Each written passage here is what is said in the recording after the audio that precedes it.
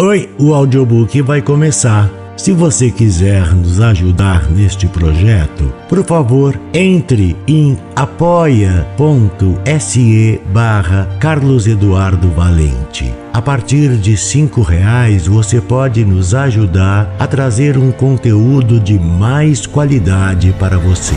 Você também pode se inscrever em nosso canal do YouTube e tornar-se membro para ter conteúdos inéditos antes de qualquer outra pessoa. Espero que gostem do que vão ouvir. Um grande abraço a todos. Use seu fone de ouvido para uma maior imersão. O Homem na Multidão, de Edgar Allan Poe.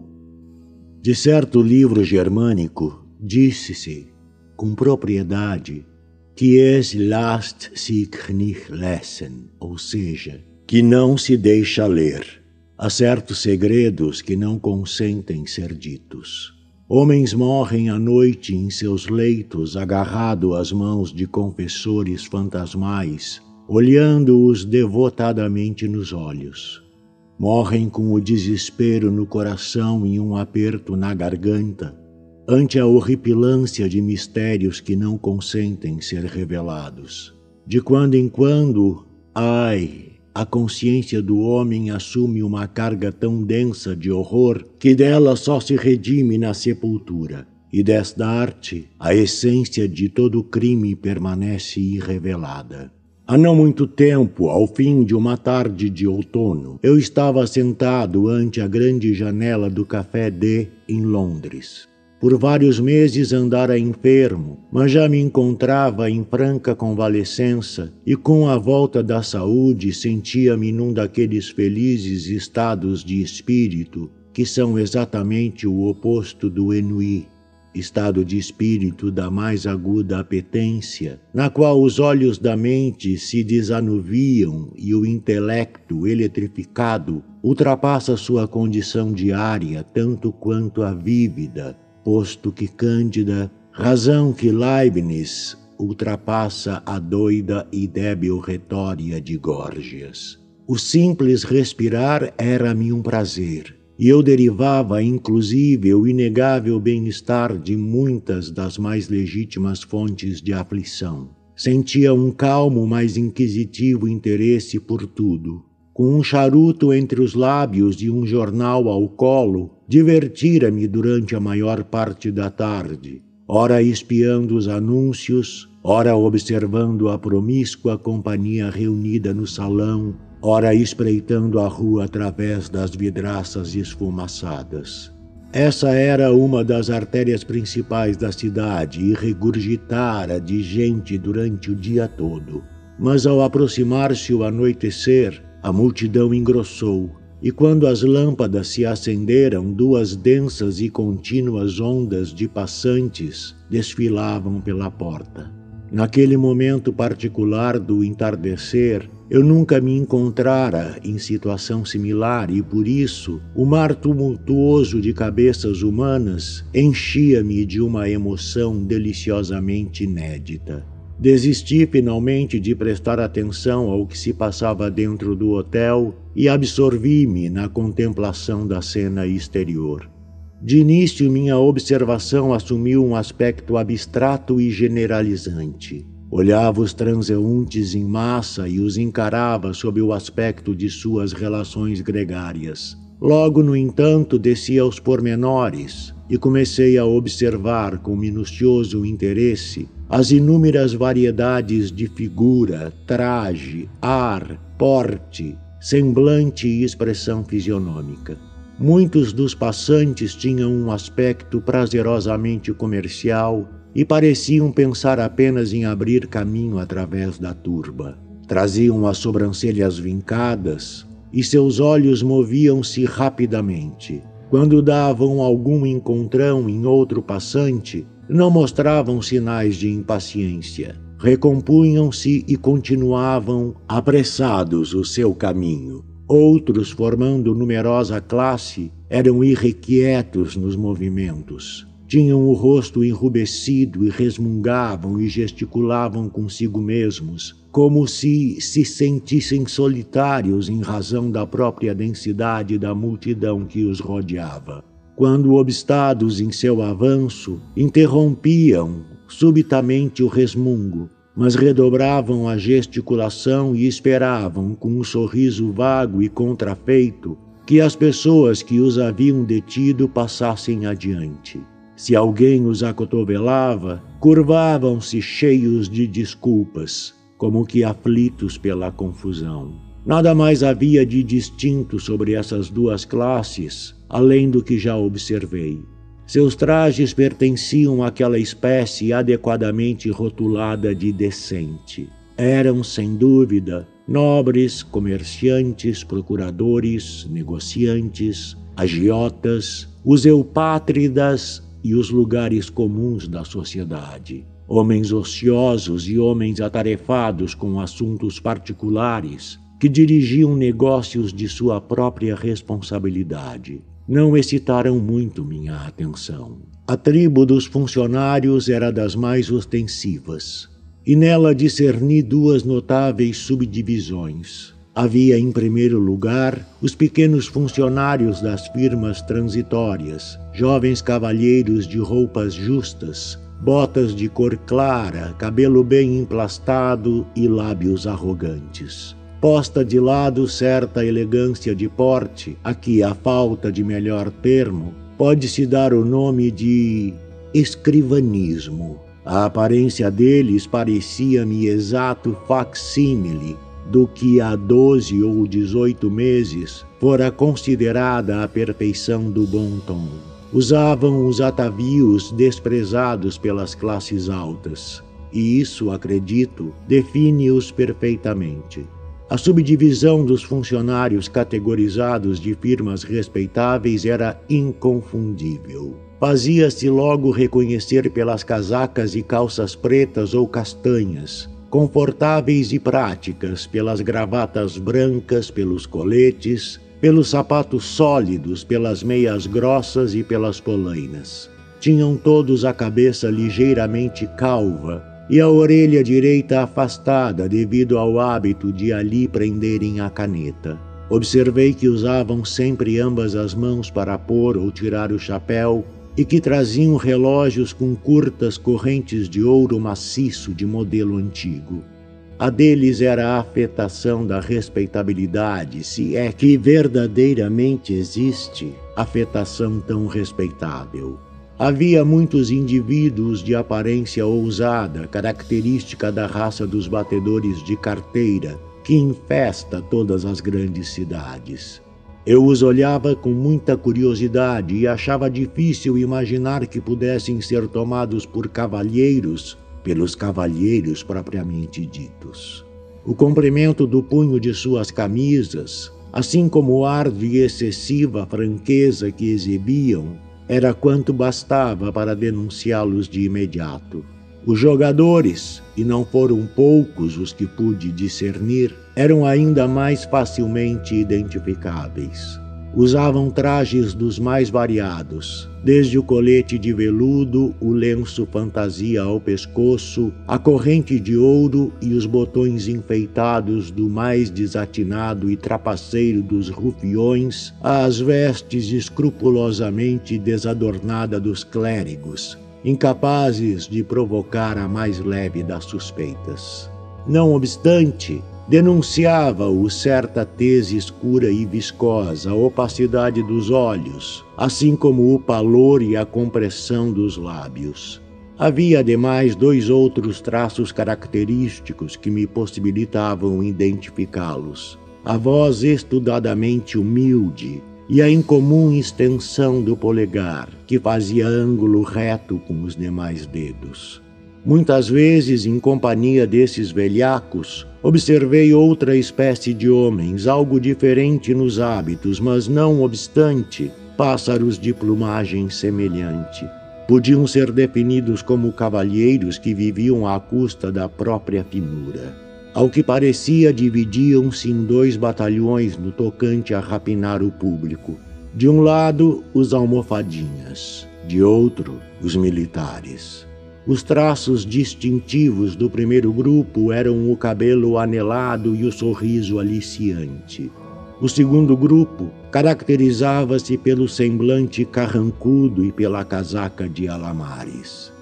Descendo na escada do que se chama distinção, encontrei temas para especulações mais profundas e mais sombrias. Encontrei judeus mascates, com olhos de falcão cintilando num semblante onde tudo mais era abjeta humildade. Atrevidos mendigos profissionais, hostilizando mendicantes de melhor aparência, a quem somente o desespero levara a recorrer à caridade noturna. Débeis e cadavéricos inválidos, sobre os quais a morte já estendera sua garra, e que se esgueiravam pela multidão, olhando implorantes as faces dos que passavam, como se em busca de alguma consolação ocasional, de alguma esperança perdida. Mocinhas modestas voltando para seus lares taciturnos, após um longo e exaustivo dia de trabalho, e furtando-se mais chorosas que indignadas aos olhares cúpidos dos rufiões, cujo contato direto, não obstante, não podiam evitar. Mundanas de toda sorte e de toda idade, a inequívoca beleza no auge da feminilidade, lembrando a estátua de Luciano feita de mármore e de paros, mas cheia de imundícies em seu interior.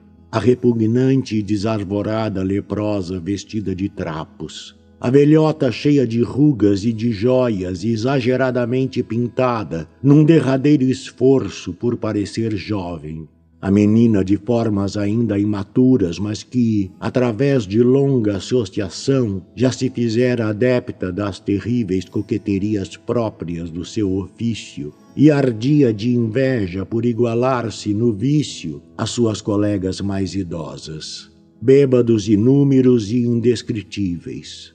Uns esfarrapados, cambaleando inarticulados, de rosto contundido e olhos vidrados. Outros de trajes encebado, algo fanfarrões, de lábios grossos e sensuais, e face apopleticamente rubicunda. Outros ainda trajando roupas que em tempos passados haviam sido elegantes e que mesmo agora mantinham escrupulosamente escovadas.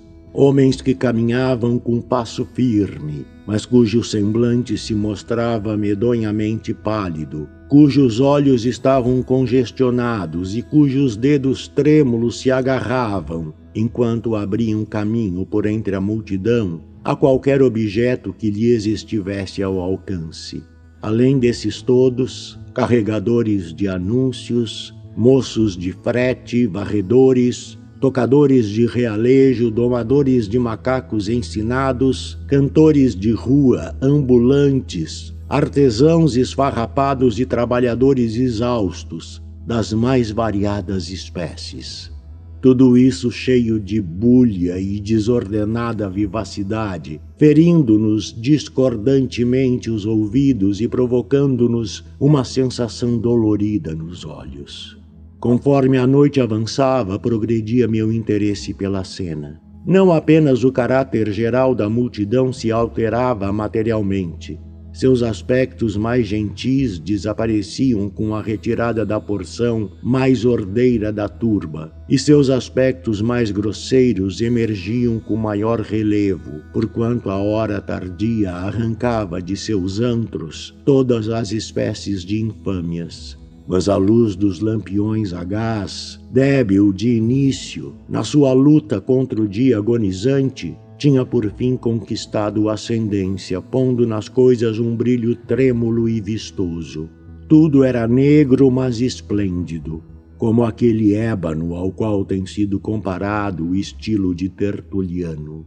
Os fantásticos efeitos de luz levaram-me ao exame de faces individuais. E embora a rapidez com que o mundo iluminado desfilava diante da janela me proibisse lançar mais que uma olhadela furtiva a cada rosto, parecia-me, não obstante, que no meu peculiar estado de espírito eu podia ler frequentemente, mesmo no breve intervalo de um olhar, a história de longos anos.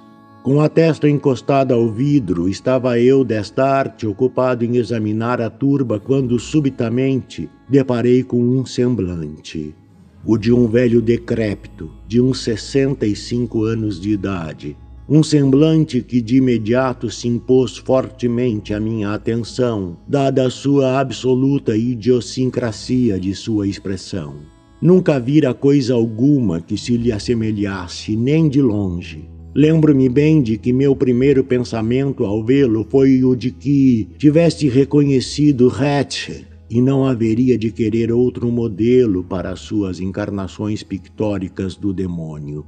Enquanto eu tentava, durante um breve minuto em que durou este primeiro exame, analisar o significado que ele sugeria, nasceram de modo confuso e paradoxal no meu espírito as ideias de vasto poder mental, de cautela, de indigência, de avareza, de frieza, de malícia, de ardor sanguinário, de triunfo, de jovialidade, de excessivo terror, de intenso e supremo desespero. Senti-me singularmente exaltado, surpreso, fascinado. Que extraordinária história, disse a mim mesmo, não estará escrita naquele peito. Veio-me então o imperioso desejo de manter o homem sob minhas vistas, de saber mais sobre ele. Vesti apressadamente o sobretudo e agarrando o chapéu e a bengala, saí para a rua e abri caminho por entre a turba em direção ao local em que o havia visto desaparecer, pois a essa altura ele já sumira de vista. Ao cabo de algumas pequenas dificuldades, consegui por fim divisá-lo, aproximar-me dele e segui-lo de perto, embora com cautela, de modo a não lhe atrair a atenção. Tinha agora uma boa oportunidade de examinar-lhe a figura. Era de pequena estatura, muito esguio de corpo e aparentemente muito débil.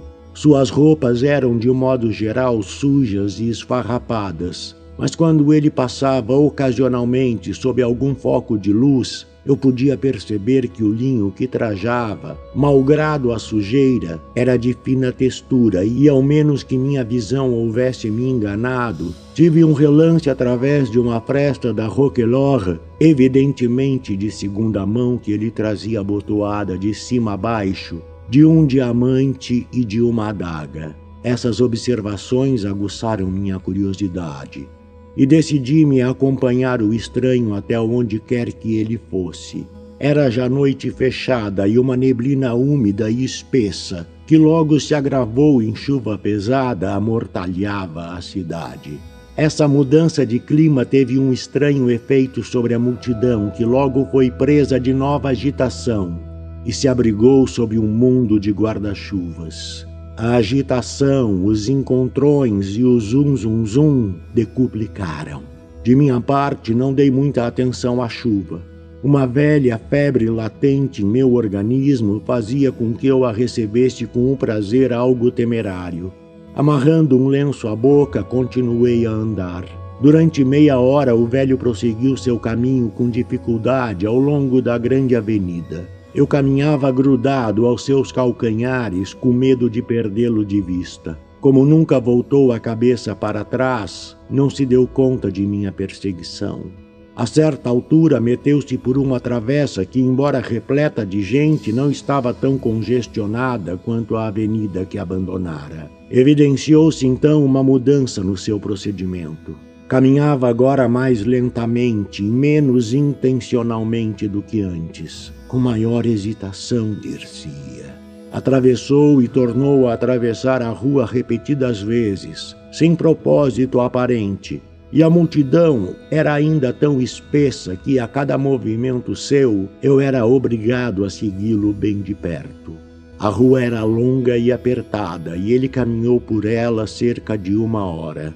Durante esse tempo, o número de transeuntes havia gradualmente decrescido, tornando-se o que é ordinariamente visto à noite, na Broadway, nas proximidades do Park, Tão grande é a diferença entre a população de Londres e a da mais populosa das cidades americanas. Um desvio de rota levou-nos a uma praça brilhantemente iluminada e transbordante de vida. As antigas maneiras do estranho voltaram a aparecer. O queixo caiu-lhe sobre o peito enquanto seus olhos se moviam inquietos, sob o senho franzido em todas as direções, espreitando os que o acossavam. Abriu caminho por entre a multidão com firmeza e perseverança. Surpreendi-me ao ver que, tendo completado o circuito da praça, ele voltava e retomava o itinerário que mal acabara de completar. Mais atônito ainda fiquei ao vê-lo repetir o mesmo circuito diversas vezes. Quase que deu comigo certa vez em que se voltou com um movimento brusco. Nesse exercício gastou mais de 1 hora, ao fim da qual encontramos menos interrupções por parte dos transeuntes que da primeira vez. A chuva continuava a cair. Intensa, o ar tornou-se frio. Os passantes se retiravam para suas casas. Com um gesto de impaciência, o estranho ingressou num beco relativamente deserto. Caminhou apressadamente durante cerca de 1/4 de milha, com uma disposição que eu jamais sonhara ver em pessoa tão idosa. Grande foi a minha dificuldade em acompanhá-lo. Alguns minutos de caminhada levaram-nos a uma grande e ruidosa feira, cujas localidades pareciam bastante familiares ao estranho. E ali ele retomou suas maneiras primitivas, enquanto abria caminho de lá para cá sem propósito definido, por entre a horda de compradores e vendedores. Durante 1h30 aproximadamente que passamos neste local, foi-me mister muita cautela para seguir-lhe a pista sem atrair sua atenção. Felizmente eu calçava galochas e podia movimentar-me em absoluto silêncio. Em nenhum momento ele percebeu que eu o vigiava. Entrou em loja após loja. Não perguntava o preço de artigo algum nem dizia qualquer palavra, mas limitava-se a olhar todos os objetos com um olhar desolado, despido de qualquer expressão. Eu estava profundamente intrigado com o seu modo de agir e firmemente decidido a não me separar dele antes de estar satisfeita até certo ponto minha curiosidade a seu respeito. Um relógio bateu 11 sonoras badaladas e a feira começou a despovoar-se rapidamente. Um lojista, ao fechar um postigo, deu um embarrão no velho e, no mesmo instante, vi um estremecimento percorrer-lhe o corpo. Ele saiu apressadamente para a rua e olhou ansioso à sua volta por um momento. Encaminhou-se depois com incrível rapidez através de vielas, umas cheias de gente, outras despovoadas, para a grande avenida da qual partira, a avenida onde ficava situado o Hotel D. Esta, no entanto, já não apresentava o mesmo aspecto. Estava ainda brilhantemente iluminada, mas a chuva caía pesadamente e havia poucas pessoas à vista. O estranho empalideceu. Deu alguns passos caprichosos pela antes populosa avenida e depois, suspirando profundamente, tomou a direção do rio. Após ter atravessado uma grande variedade de ruas tortuosas, chegou por fim diante de um dos teatros principais da cidade. Este estava prestes a fechar e os espectadores saíam pelas portas escancaradas. Vi o velho arfar, como se por falta de ar, e mergulhar na multidão, mas julguei perceber que a intensa agonia do seu semblante tinha, de certo modo, amainado. A cabeça caiu-lhe sobre o peito novamente, como quando eu o vira pela primeira vez.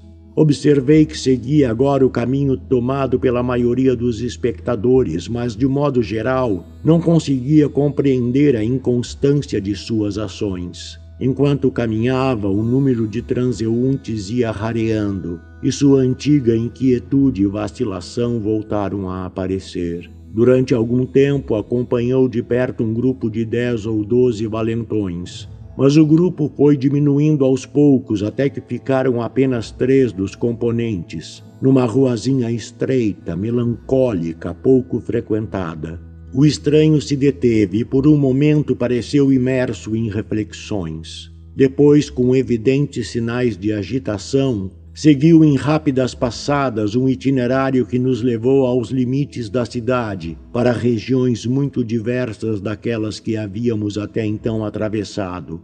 Era o mais esquálido bairro de Londres. Nele tudo exibia a marca da mais deplorável das pobrezas e do mais desesperado dos crimes. A débil luz das lâmpadas ocasionais, altos e antigos prédios construídos de madeiras já roídas de vermes, apareciam cambaleantes e arruinados, dispostos em tantas e tão caprichosas direções que mal se percebia um arremedo de passagens por entre eles. As pedras do pavimento jaziam espalhadas, arrancadas de seu leito original, de onde agora viçava grama exuberante.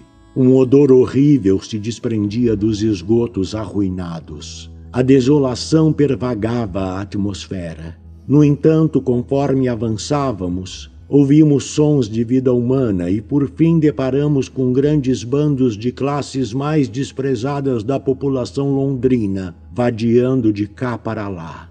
O ânimo do velho se acendeu de novo, como uma lâmpada bruxuleante. Uma vez mais caminhou com passo elástico. Subitamente, ao dobrarmos uma esquina, um clarão de luz feriu-nos os olhos e detivemo-nos diante de um dos enormes templos urbanos de intemperança, um dos palácios do demônio álcool. O amanhecer estava próximo, mas não obstante uma turma de bêbados desgraçados atravancava a porta da entrada da taverna.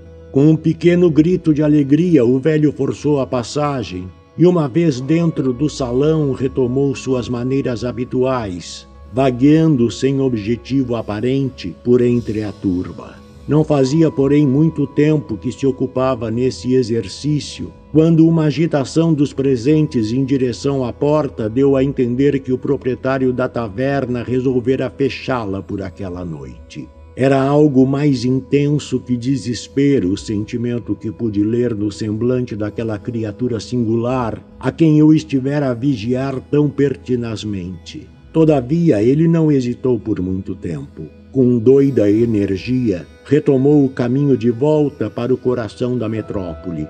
Caminhava com passadas longas e rápidas, enquanto eu o seguia, cheio de espanto, mas decidido a não abandonar o escrutínio pelo qual sentia agora o mais intenso dos interesses. Enquanto caminhávamos, o sol nasceu. E quando alcançamos novamente a mais populosa feira da cidade, a rua do Hotel D, esta apresentava uma aparência de alvoroço e atividade muito pouco inferior àqueles que eu presenciara na véspera. E ali, entre a confusão que crescia a cada momento, persisti na perseguição ao estranho.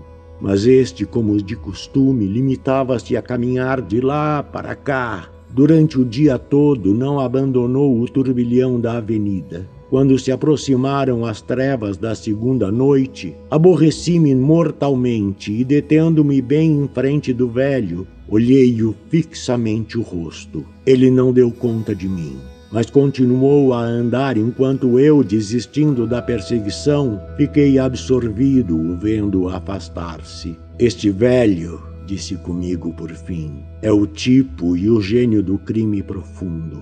Recusa-se a estar só. É o homem da multidão. Será escusado segui-lo. Nada mais saberei a seu respeito ou a respeito de seus atos. O mais cruel coração do mundo é o livro mais grosso que o hortoluz anima. E talvez seja uma das mercês de Deus que não se deixa ler. Do narrador Carlos Eduardo Valente. Contato carlão50@gmail.com